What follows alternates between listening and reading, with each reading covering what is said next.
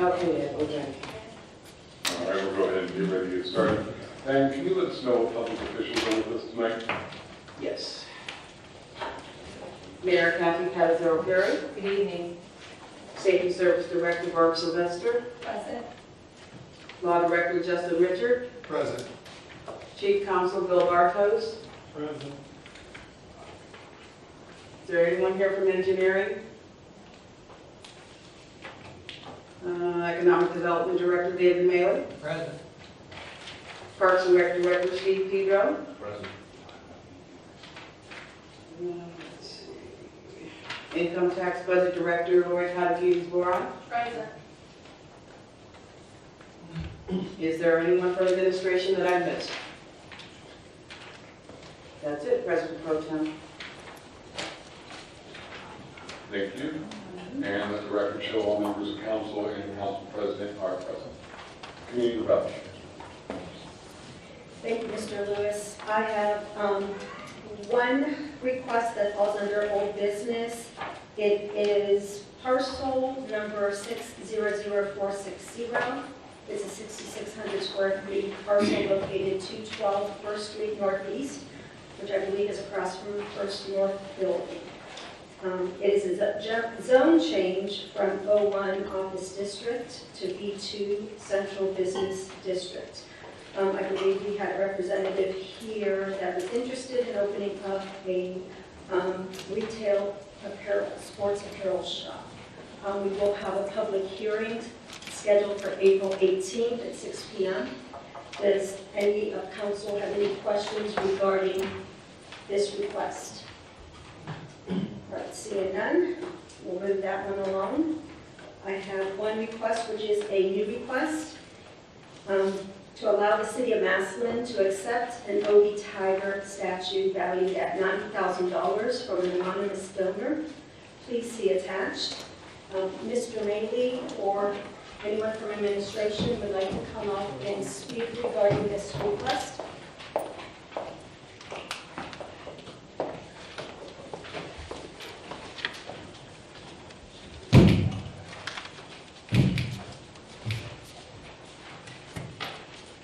Good evening, Madam President, members of council. Tonight we have a wonderful gift that will be given to the city, and I'm not going to steal the thunder. I will allow Dr. Packley to let you in on all the details of this new prize in Maslin.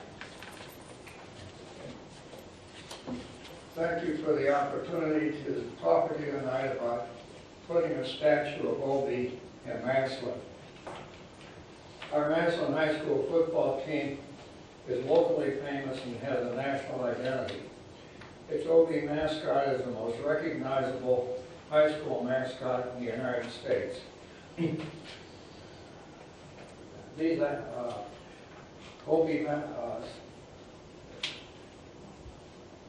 all over Maslin. You see it among the sides of buildings, automobiles, trucks, all kinds of clothing, floor carpeting, placards, even license plates.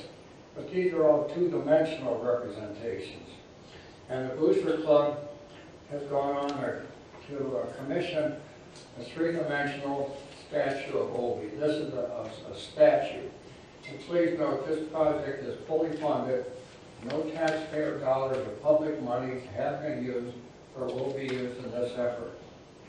We've contracted with an artist sculptor named Alan Cottrell, whose studio is, of all places, Zanesville, Ohio.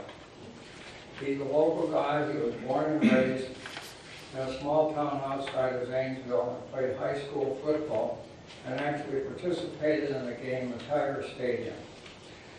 Ever since that time, he's had an admiration for Maslin High School football and our passion for our team. A little bit about Alan Cottrell. He's a prolific artist and sculpturist. He has over 350 life-size and larger bronze statues of animals and other figures scattered throughout the United States. Among them in our area is a statue of Woody Hayes on the campus of the Ohio State University, as well as the statue of Jesse Owens at the Ohio State University. He has a statue of Brutus Bucker at the Schottenstein Center in Columbus. The bronze statue of a soldier in front of Perry High School is one of his renditions, and honors those boys that graduated from Perry High School and lost their lives in Vietnam. He recently put a statue of a rubber worker or tire builder at the corner of Market and Mill Street in Akron, near the campus of the University of Akron. He has a statue of Thomas Edison in Statuary Hall in our nation's capital in Washington, D.C. Now, something's to be said about the manufacture or building of a bronze statue. I thought previously, before I became involved in this, probably much as you do tonight, that making a bronze statue involved making a mold out of plaster or maybe something else, and pouring this molten bronze in the statue, in the mold, letting it cool, cracking the mold, and voila, there's a statue. Well, nothing could be further from the truth. There are 60 separate and distinct steps in creating this statue, and the photos that you have before you show the Obie statue, a work in progress. We're not quite halfway there. This statue won't be completed until sometime this summer. The next issue is where should this statue be located? Where would be the best place for this Obie statue? Well, we all know that the Statue of Liberty is in New York City, but it's not in Midtown Manhattan where only the New Yorkers can see it, but rather it's in the harbor where not only the New Yorkers can see it, so too others can see it, as well as new arrivals, visitors, and passers-by. And so too, we want a more prominent location with maximum visibility for our statue. So we could put the statue on private property, and most of the property in Maslin is private property, but I think you'll probably agree that that's not a good idea. There would be a lot of problems associated with a public statue on private land. Well, we could put the statue on school property, but none of the school property is really prominent, except maybe the high school or the stadium. But do we really want to have our Obie statue at the stadium where it's seen by ticket holders and the students? We want a broader audience than that. So we consider various city properties, and many of them had merit, but one property stood out among all the others, and that being the corner of Lincoln Way and 1st Street Northeast. It's the corner formerly occupied by the Conrad Hotel. It's across the street from the Shearer Building and catty corner from the Maslin Museum. There's a lot of traffic in that area, especially automobile traffic, and traffic goes by 10-15 miles an hour and not 50 or 60 miles an hour. And there's a lot of foot traffic, and with the renovation of Duncan Plaza, there's likely to be even more foot traffic. Furthermore, the backdrop of that location is a large mural of a game being played in Tiger Stadium on the wall of Bender's Restaurant. It's also the epicenter of the annual McKinley Parade, and it's a location where many of the fans gather after the games to either celebrate the victory or mourn the defeat. And it's across the street from the Massillon Museum that houses the Paul Brown Tiger Football Museum. So you see, that corner has a lot going for it. And we think an Obie statue in that corner would be very attractive. And nowadays, with a large number of smartphones, we guess, or we predict, and please understand that our prediction is not a promise, but it's my guess there'll be a lot of photos taken and sent to friends and relatives, not only out of town, around the state, even around the country and beyond. So it's our hope that this statue will be completed and hopefully will be installed on Monday, August 14th, and have the unveiling on Wednesday, August the 17th, at the time of the annual kickoff rally. That will have the unveiling and the dedication. Now, Mr. John Picard here, he'll talk to you about the signing of the statue, and then Mr. Scott Haynes, who's president of the Madison Tiger Football Booster Club, will come and make a formal presentation of the gift of the statue to the citizens of Maslin. And following that, we look forward to your comments and your questions. And thank you for your attention.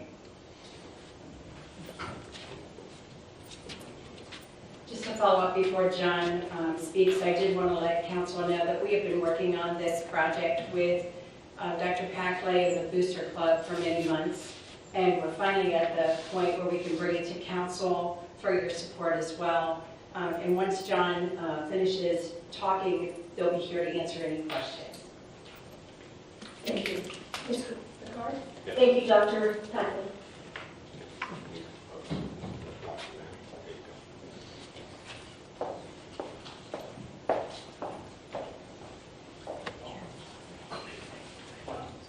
Good evening. I'm going to start passing around a series of renderings we generated. They're all different renderings, so kind of take a look and pass them along. As Dr. Packley said, the statue will be located at Lincoln Way in First. Right now, there's a landscape island there. It's behind the sidewalk. It's not taking any space away from the sidewalk.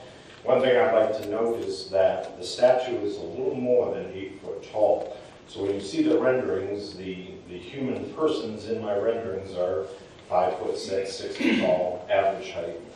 So this sculpture is very large. It will have a foundation under it. It has a stainless steel skeleton or frame that will anchor into the ground.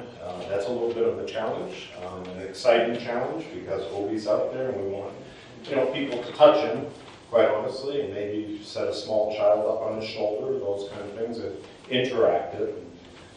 There will be a cut stone wall that wraps around him. The total height of the stone wall is about 4 foot above the ground. That's just to create a little backdrop, and you'll see in my sketch, there's also a bench there. One of the important features is that we know Obie's probably going to be very photographed. So we wanted room. You'll see I have him off to one side, so the family can sit on the bench and you can have layers of people getting their photograph taken with Obie. So all the materials for the site will be locally harvested, if you will. The stone is from Ohio, and we'll create a nice plaza. There's going to be some solar-powered bollards around him, and we're going to light him with solar-powered spotlights from a distance a little bit away.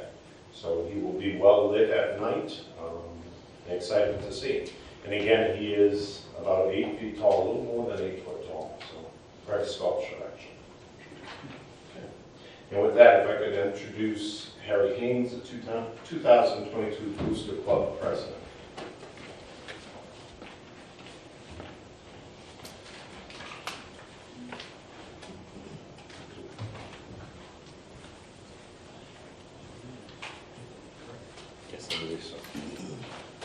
Evening. Thank you for allowing me this opportunity to speak to the council and members of the audience.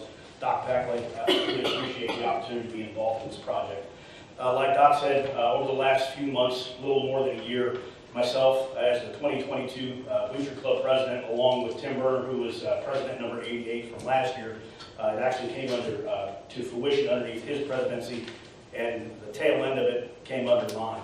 So at this time, without further ado, I would really be honored to present the opportunity to gift this from the Massillon Tiger Football Booster Club to the city of Massillon's folks. Appreciate it. Doc, back to you. Are there any questions from council to any of these presenters at this time? Yes, Julie? As far as maintenance of the statue, will that go under like Parks and Rec, or will that be maintained by the Booster Club? And, you know, repairs would be done down there, it's a gift, and then from there we take over the care of it.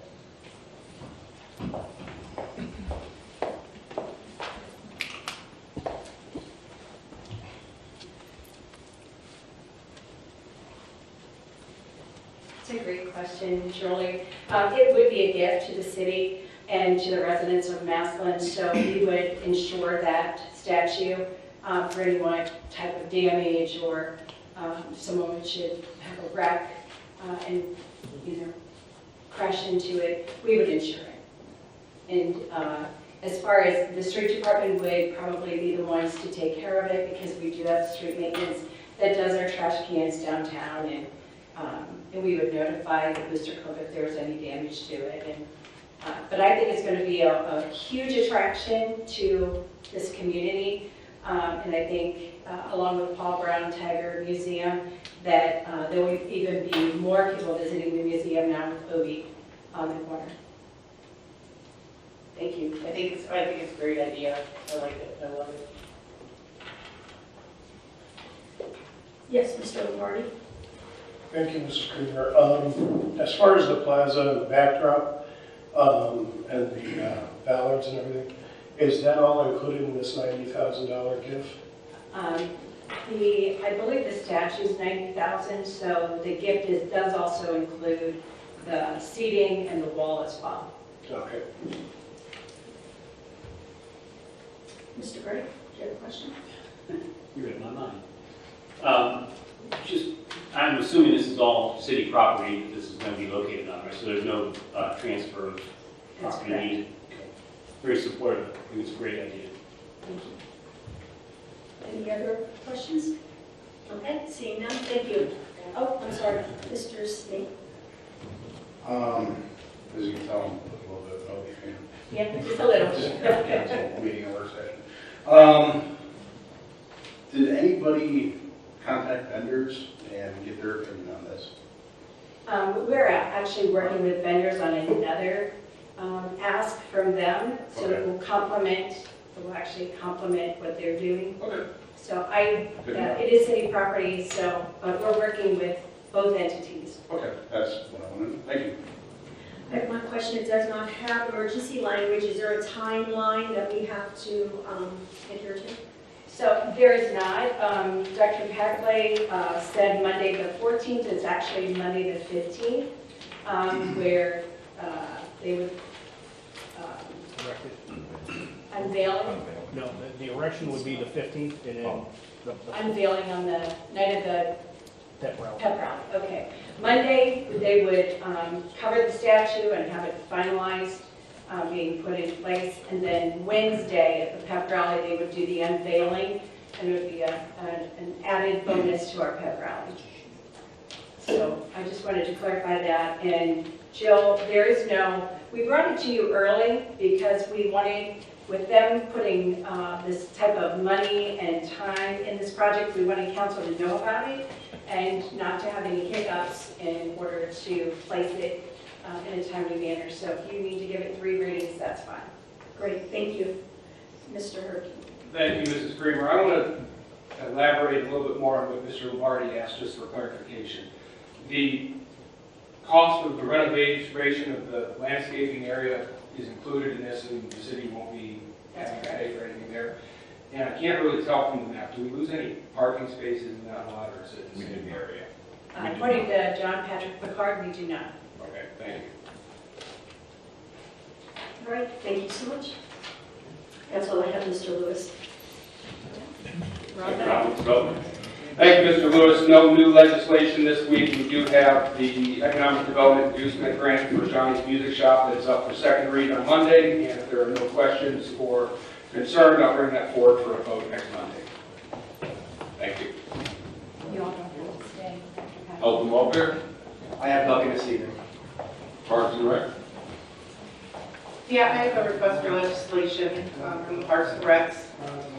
This is to prepare an ordinance to authorize the Director of Public Safety and Service to advertise for and receive sealed bids and enter into a contract with the lowest and best bidders Upon approval of the Board of Control for the Parks and Recreation Tennis Court, Walking Path, and Skating Rink Improvement Project. Current project cost estimate is $160,450. The funds for this have been authorized through the American Rescue Plan expenses. It was approved by the Recreation Board on March 2nd, and so we'll be using ARPA funds for the whole entire project. Mr. Pedro's here, if anyone had any questions, but before we bring him up, I have a second one. Is it okay if we read them both so we don't have to move twice? So the second request for legislation next week is also from the American Rescue Plan expenses budget. This ordinance is to authorize the Director of Public Safety and Service to advertise for and receive sealed bids and enter into a contract with the lowest and best bidder upon approval of the Board of Controls for the Parks and Recreation Playground Systems Replacement Project. The current project cost estimate is $218,076.25. And this is also ARPA funds, as I said. Mr. Pedro had told us earlier what they chose this money for was where they felt was the biggest need. I know there's a lot of work that needs done at a lot of different parks. But did anyone on council have any questions before I bring Mr. Pedro? He's going to go into depth about these projects for all three situations. Okay.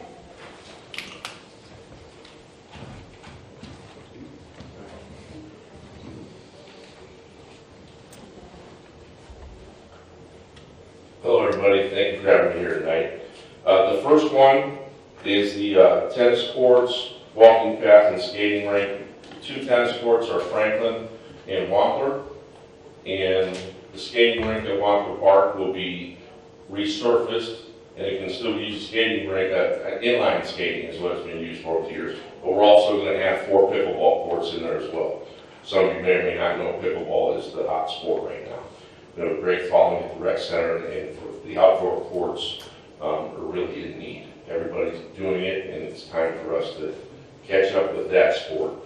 We do have one outdoor pickleball court in Lincoln Park, and this will add to our outdoor part of that. Any questions about that one so far? Yes. The walking path? The walking path, I'm sorry, yes, the walking path at Jones Park as well. I don't know the last time that it may have been done when it was completed first. I don't know that it's been updated at all or resurfaced. It's not in real bad shape, but it needs resurfaced where it gets in bad shape.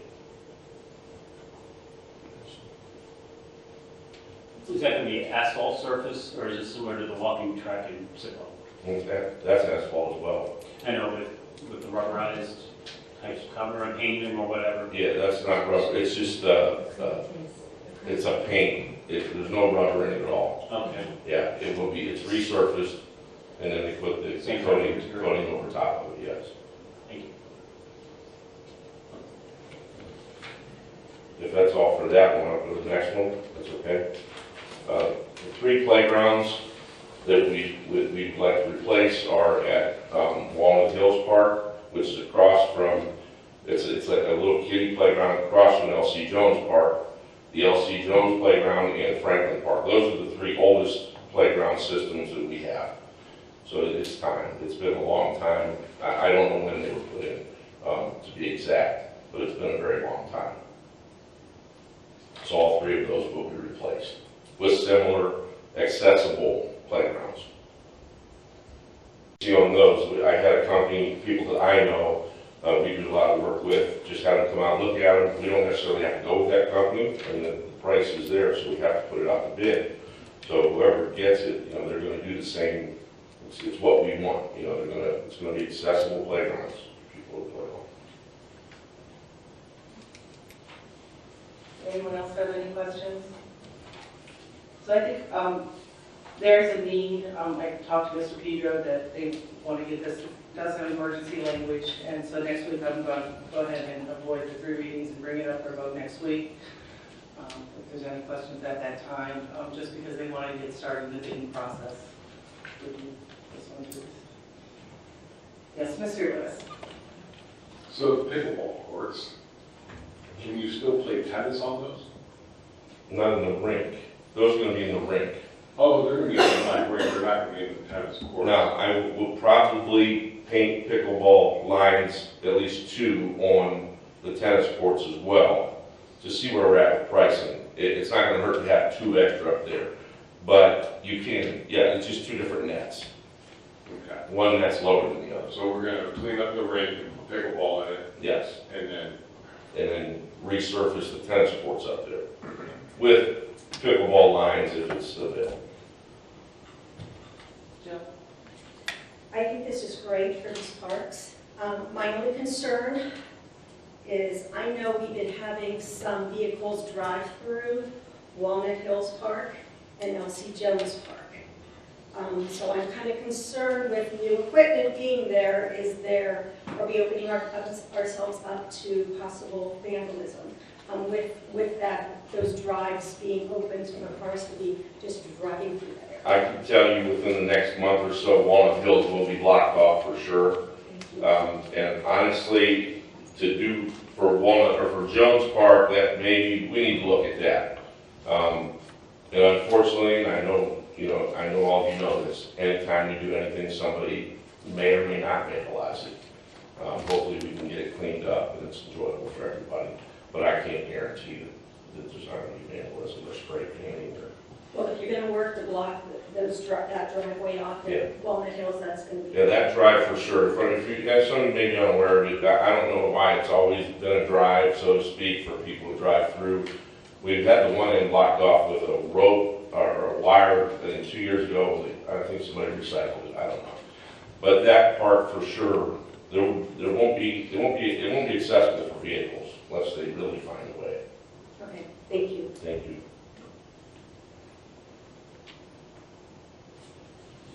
That's all we have. Thank you, Mr. Peter. You're welcome. police and fire. Nothing from police and fire, Mr. Lewis. Public utilities.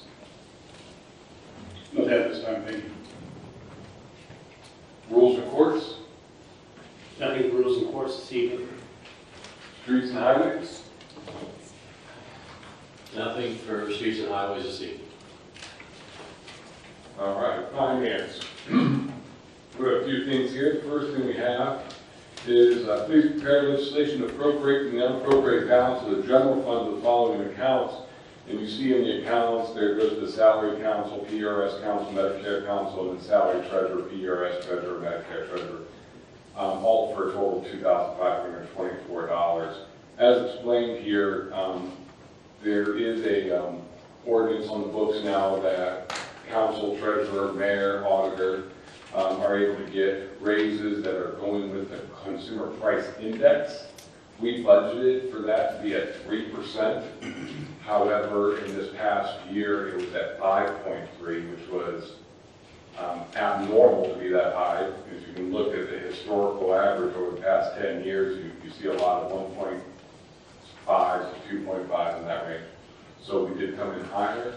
So in order to be in alignment with the ordinance, we did have to give the 5.3 to council members and the treasurer. As such, the budget did not cover that, and so this is an adjustment for that purpose. Does anybody have any questions about that?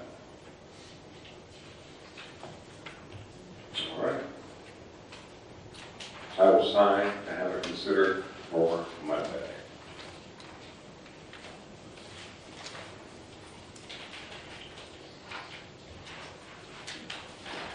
And I'm going to skip around real quick here. I'm going to do this transfer because I think the last two pieces I have are a little bit more lengthy in compensation. The transfer we have is in the civil service. It is a reduction of $37,722.48 in the salary for commissioner and placing it into administrator. This is the realignment budget. Ms. Cudahy, before I do have a question, if you would go on.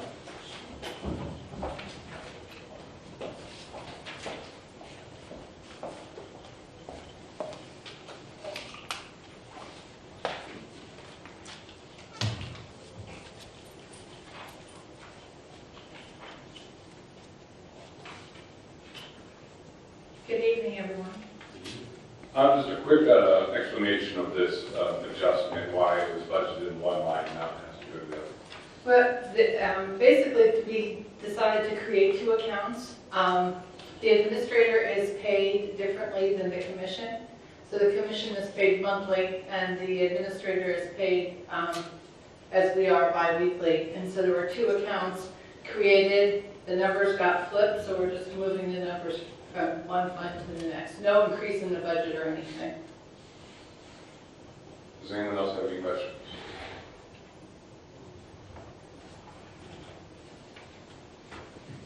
Ms. Kramer? How many positions are we talking about?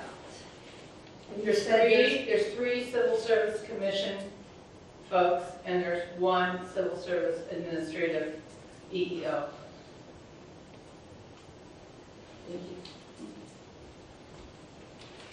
Anyone else?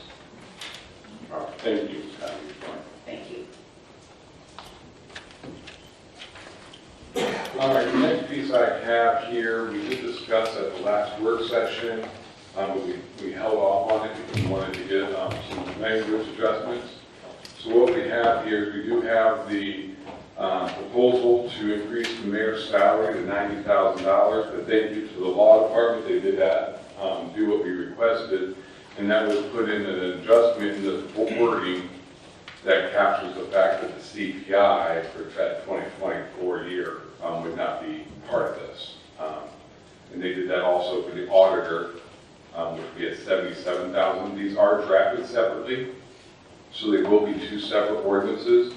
And I did tell, or Diane and I spoke about it this afternoon, members of finance, if we sign this, we're going to sign the draft legislation, and then she'll create new legislation requests to coincide.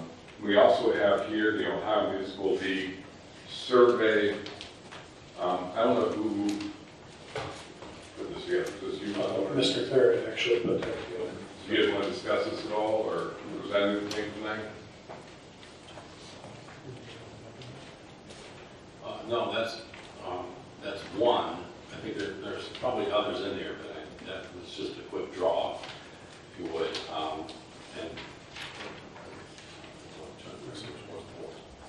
Yeah, that's the 19. I think there might be a 20 or 21. But if you go through there, you'll notice that not every municipality answers the survey. So, but there is a large majority of them do. So it still gives us a good ballpark of how things are around the state. And if you do direct comparables, I tried to, on the other sheet there, tried to limit it a little bit to cities approximately our size, a little bit bigger and a little bit smaller. So you can see some of those that are significantly smaller, like 30 or 40% smaller, that still have higher mayoral payroll. We just thought it was about time, because of the urgency of having, quality candidates just like anywhere else. You want the most bang for your buck, and the mayor has a lot of responsibilities, and we'd like to see that skill set maintained.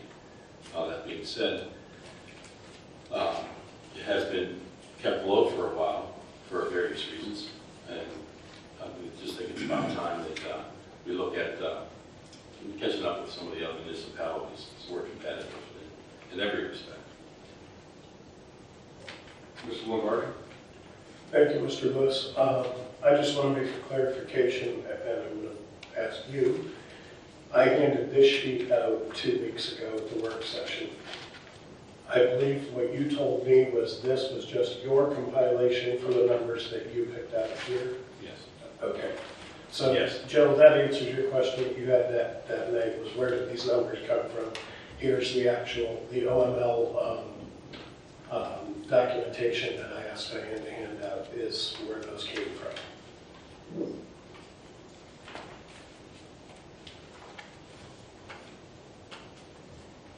Ms. Kramer? Can you tell me the date where these current salaries, when they were implemented for the auditor and the mayor?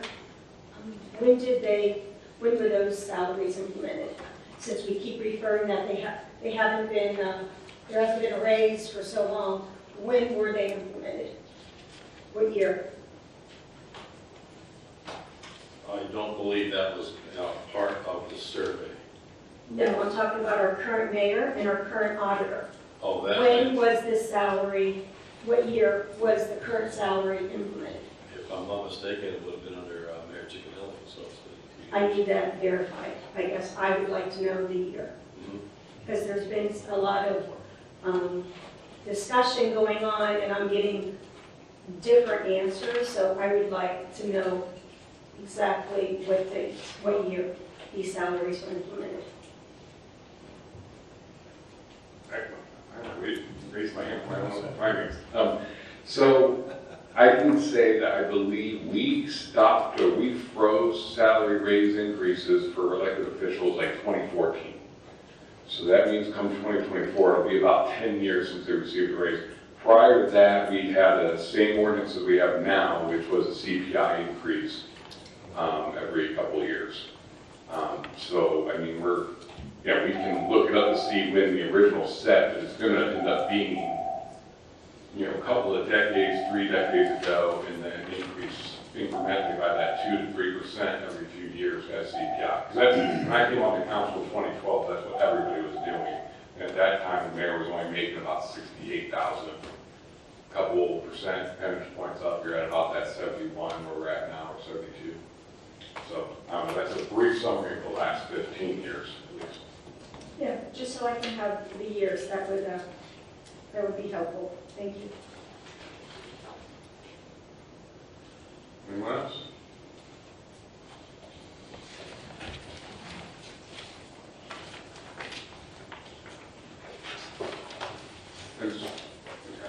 I'm just looking through here. The first 7 pages is mayor and council, and after that we turn into president, council, clerk, and auditor. Yes, Mr. Snee. Being that this salary is paid for by taxpayer money, is there a legal document that we can find in comparison to the average median single family household income per city? Because I'd like to know the ratio rate between that and the mayoral salary for the cities and see if that's comparable as well, if we're going to be on par. I'm sure that exists somewhere. That we brought up last work session, and I was asked to bring by Mr. Lombardi questions from the constituents about facts like that. So that's all I'm done. Thank you. Back to the search engine. Yeah, I mean, I'm sure it exists somewhere. The best bet might be, I don't know what other council members, maybe if you guys wanted to look on here, like 4 or 5 communities that most closely match us, kind of like what you already did already, and then just find the median household income. So I think for Maslin, it's somewhere around the low 40s, 45, somewhere around that. Yes, Mr. Thayer.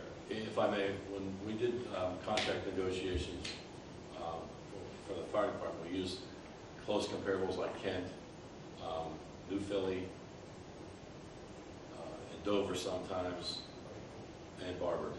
I remember those 4. We might want to stay away from Dover at the moment. Is that right? Yeah. Oh, yeah. I Disregard that. He's got nothing. But anyway, That yeah. Hudson. Yeah. Well, Hudson would be way on the other end. So we tried to get equal base to the cities.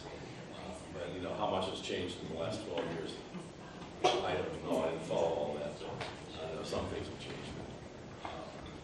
At the time, in the 90s, even in the late 90s, in contract negotiations, we used several of those cities just because of the fact that they were more directly comparable to us, size-wise, base size.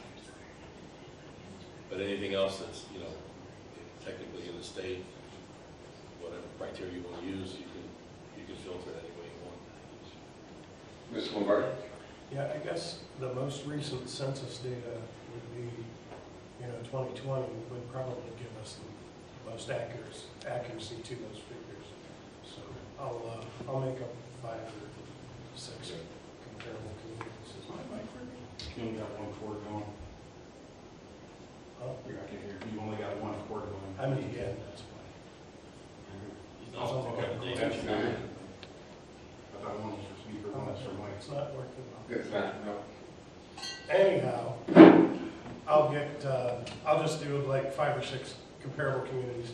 Take that data off of the 2020 census, because that's probably the most comprehensive and up-to-date data that's out there. Thank you. Anyone else? Well, I just want to thank both of you gentlemen. This is a difficult conversation. I want to get started and do the work on, so I do appreciate that you guys have your willingness to start the conversation and spearhead this. To the committee members, do we want to wait till we get more of that data that Mr. Lombardi and Mr. Farragut are looking at, or do we want to go ahead and have it placed on the agenda? I don't have a problem waiting for a couple more weeks. Whatever you and Mr. Craig decide.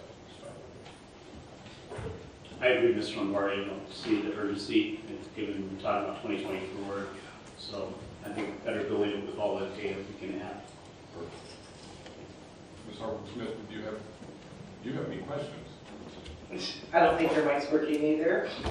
I was just going to say, I agree with waiting and getting as much information in comparable communities and making sure that we can afford the budget, but I do think it's time that this issue is looked at, and our mayor should be make more. All right. So, the last piece I have is last week we did have the street sweeper appropriation request to increase the budgeted amount. I did speak to the law department. I don't know, Mr. Votto, And I don't think you have your mic on. it doesn't work. So it doesn't matter. It's not, oh, now, yeah. It did that just to make me allow. It wasn't for. Yes. Would you like to come forward, Chief Counsel, and speak to this?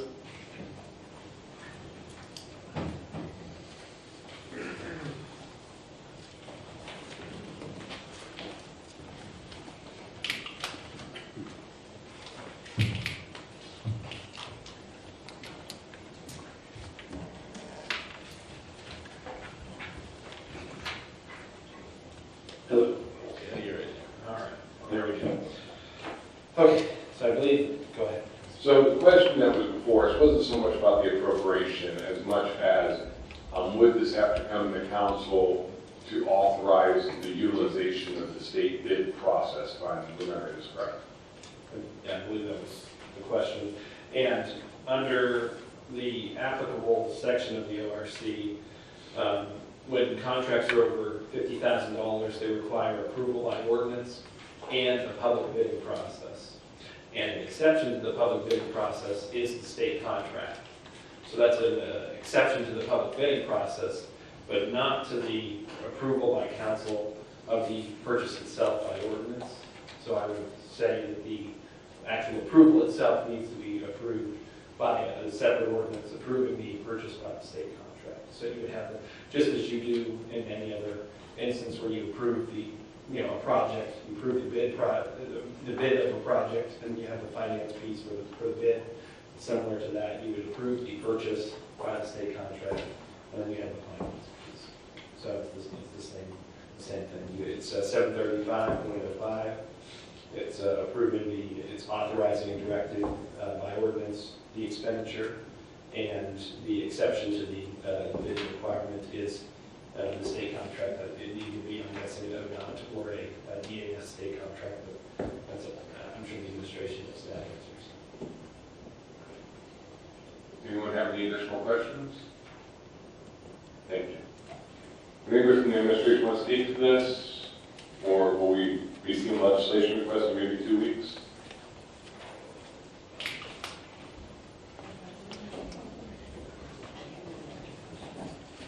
We'll do the legislation. So we'll just give this second reading, and we'll get the legislation request, get everything on the same page. All right, with that said, that's all I have for finance. And President Eisnick, would you have anything? Yes, I would. I'd like to thank Diane for removing the plexiglass. And she had asked me about the Velcro. And I think presently we should just leave the Velcro there, so if you find yourself having happy hands, bring your fidget spinners, and please don't pick it up. Thank you, and that's all we have for tonight. And Steve, you might want to publish that this is our last meeting on WebEx. All meetings from now on will be in-house. Thank you.